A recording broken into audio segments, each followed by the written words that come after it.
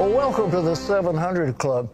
Skyrocketing sales have shattered records as Americans gobbled up Black Friday and Cyber Monday deals. With wicked weather boasting online shopping more than $1 billion a day. That's how much holiday shoppers have spent since November 1st. What could be called the Santa Claus rally? What could that do for the stock market? Heather Sells explains. Americans have already spent more than $72 billion in holiday shopping since November 1st. That is a new record, and online sales are a big reason why.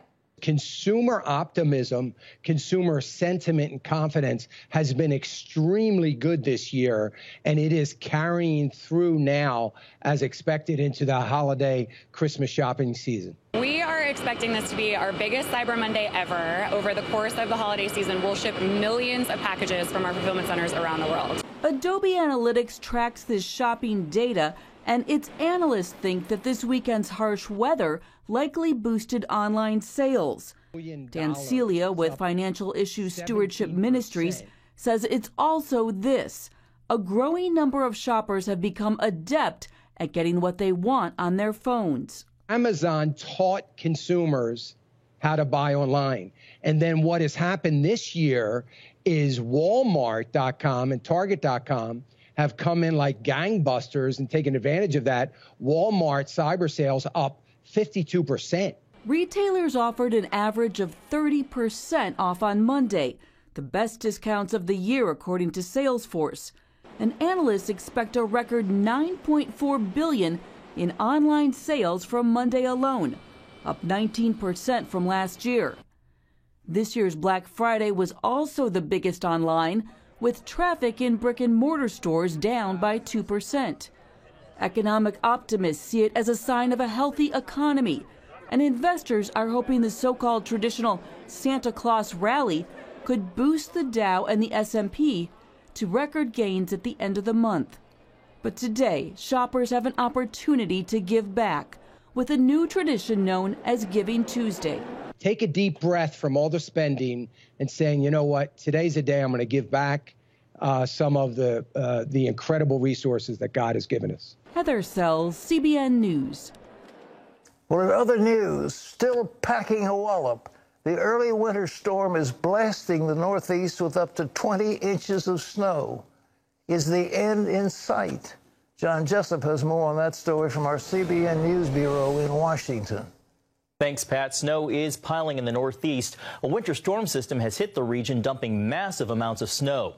At least 14 states from Tennessee to Maine are under winter weather alerts for snow and ice, forcing residents to work to uncover their buried vehicles and snowplows moving quickly to clear the roads. Some people weren't so fortunate. Beautiful. Even though I shoveled out last night the way to get out, but I'm buried again. I hate driving in snow. It's always a mess, and it's cold, and it's not fun. The storm delivered the first major snowfall in the region. Some parts of New England will see even more snow today. Well, the sexual abuse crisis in the Catholic Church is deepening, with new claims against its clergy expected across the country. New rules for sexual abuse claims are extending or suspending the statutes of limitation in 15 states. That means a surge in new cases stretching back decades are expected to hit the Catholic Church. The legal reckoning could cost over $4 billion in payouts for upwards of 5,000 new cases. Father Thomas Reese, a Jesuit priest and senior analyst at the Religion News Service, told CBN's Faith Nation that the church needs to acknowledge the great pain victims have suffered at the hands of bad priests. The church needs to reach out and try and do whatever it can to help these people. That should be its first priority.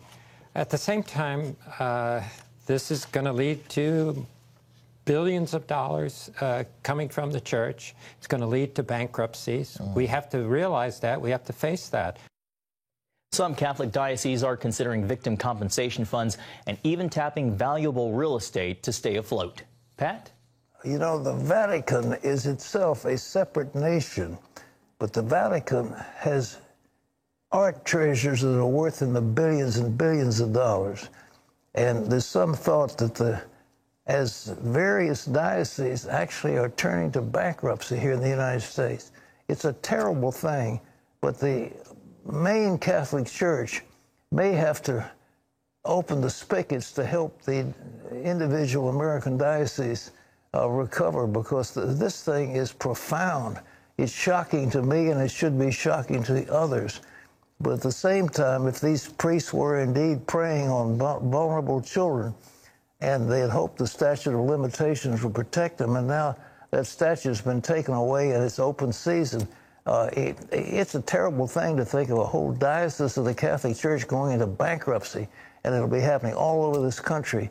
And I'm sad to see it. I know you are too, but at the same time, we don't want to see little vulnerable children abused by those who should have the ultimate trust, and they're held in a position of such confidence and trust by these little children. And we don't want our kids put in harm's way, but my goodness, it's a terrible, terrible thing. And my prayers go out to my Catholic friends in this moment, because it's difficult.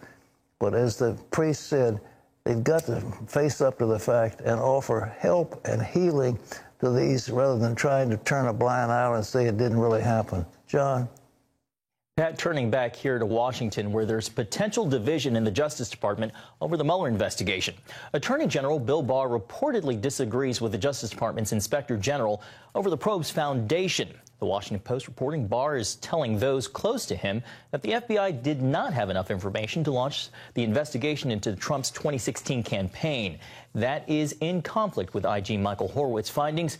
He's due to release his internal report on the investigation next week. Well, President Trump is targeting France's president for his criticism of NATO. Last month, Emmanuel Macron said NATO is experiencing brain death and suggested member nations can no longer expect unqualified support from the United States. At the NATO summit in London today, President Trump took exceptions to those remarks. I would say that nobody needs NATO more than France. You just look back over the last long period of time. Nobody needs NATO more than France. And frankly, the one that benefits really the least is the United States. We benefit the least. We're helping Europe. Do you see a greater divide in NATO between the U.S. and the rest of the world? No, not with us, but I do see France breaking off. I'm looking at him, and I'm saying, you know, he needs protection more than anybody, and I see him breaking off, so I'm a little surprised at that. President Trump has been pressing NATO nations to step up their defense spending. Still, only 9 of the 29 member countries are meeting the goal of spending 2% of annual GDP on defense. Pat, back to you. Well, when you go back in history, the North Atlantic Treaty Organization was set up to defend against a resurgence of the Soviet Union and to protect these nations. But when I've read certain reports that the ships don't have enough fuel to run, there's not enough ammunition to those artillery batteries, that the training exercises are woefully inadequate. As a matter of fact, one report several years ago pointed out one group was training with broomsticks instead of guns. So NATO is terribly deficient. If a war came, they would be overrun in a matter of seconds. And so it's time for them to step up. But I mean, in a sense, who is the threat? Now we've looked at Turkey as a worse threat to NATO, and yet Turkey is a member of NATO. They don't know how to get rid of a member state. There's nothing in the bylaws, the constitution of that organization to indicate that they can get together and oust a member that is recalcitrant. So it's confusion. And what does NATO accomplish? That's what we're not sure of right now. John? Pat, the recent London Bridge terror attack is raising questions about security after revelations the attacker was a convicted terrorist. And now leaders are trading blame just weeks before important parliamentary elections. Dale Hurd has the story. British politicians spent the day Monday accusing each other for the security lapse that allowed a convicted terrorist out of prison, who then went on a violent rampage with a kitchen knife in the heart of London. Usman Khan killed 23-year-old Saskia Jones and 25-year-old Jack Merritt and injured 3 others Friday before being shot and killed by police on London Bridge. I think these people should never, ever be be let out of prison unless we're absolutely convinced they do not have the jihadi virus. But of course, political correctness stops us from doing that. Prime Minister Boris Johnson accused the Labour Party of being soft on terrorism. Labour leader Jeremy Corbyn blamed Conservatives for years of cuts to law enforcement. And London Mayor Sadiq Khan, who has presided over an explosion of knife crime in the city and who some have linked to Muslim terrorists, was not sounding tough. I think the best thing we can do in honour of Jack and Saskia is not by, being motivated by hatred and division, but by being motivated by hope, unity and love. Britain had not had a major terrorist attack in years, but it has one of the largest and most radical Muslim populations in Europe, and some experts were expecting this. The former chairman of the British government's Crisis Management Task Force, retired British Army Colonel Richard Kemp, gave CBN News this warning 1 month ago. The problem is so vast, it is unfortunately only going to be a matter of time before the next attack occurs. Because no matter how capable your intelligence services are, and your police are, and your security agency is, it cannot possibly get a handle on every lone jihadist. Kemp says the British government must realize that it can't use only a criminal justice system against terrorists who are at war with it. Something must change. Dale Hurd, CBN News. Thanks, Dale. Iran admits it shot and killed demonstrators involved in the ongoing nation's gas protests. Thousands of angry residents turned out in cities across the nation last month as the regime faces intense pressure for its brutal crackdown.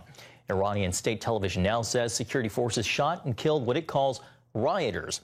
Amnesty International says at least 208 people were killed in those protests, Pat, some calling it the worst crackdown since the Islamic Revolution. Well, ladies and gentlemen, I want to reinforce what I've said many times. The Iranian regime is very shaky, and it is a center of terrorism. It is a center of killing and mayhem against the United States and others. And it's time for a regime change. And I would call on the United States of America to give surreptitious aid. You don't want to do it up front, or you might get an anti-American sentiment in the country. But without question, the people of Iran want to overthrow the mullahs. It is a vicious, right-wing, repressive regime that is contrary to the will of the Iranian people. And if there's any possibility the United States can supply those rebels with some arms and military support and can do it quietly without it being in the public eye, it's over time to do it, because if we could bring down the fall of the regime of Iran and free that country from that oppressive regime, it would be a great move toward world peace. John? Pat, Turkey is aiming toward control of the Mediterranean, signing a deal with the government in Libya over who controls the Mediterranean region. Jerusalem Post Middle East analyst Seth Frantzman points to a story in the Turkish newspaper about the deal, saying that it shows that Turkey is trying to assert itself across a large part of Iraq, Syria, and now Libya. And Pat, that would give it power it hasn't seen since the Ottoman Empire 100 years ago. I've said it before, I'll say it again. Erdogan is a thug. He is a vicious killer. He has killed the leaders of the military. He has killed leaders of the democratic forces in his parliament. He has asserted himself in that zone when he took out the Kurds. And for him to come to the White House and the president to say he's a good guy and he's a patriot is just nonsense. He is an absolute thug, and we will regret the fact that we ever gave him any type of credence at all, because he's one that should go out of NATO, and he's buying embargoed arms from Russia that were against the sanctions that have been set up against that country. And to think that now he wants to move and control the Mediterranean, link up with Libya and other radical groups to control the entire Mediterranean and make it a Turkish sea, Can you imagine what that will do to trade? The nations like Greece and Malta and others like that along the way, what will they have to do? Are they going to be vassal states to Turkey? And what will the United States do if indeed a military confrontation comes up? That's what's in the offing. And we're looking at Russia, we're looking at the Assad people in Syria, we're looking at the Chinese, we're looking at others. And this can be a major source of conflict if we don't get something done about it right away.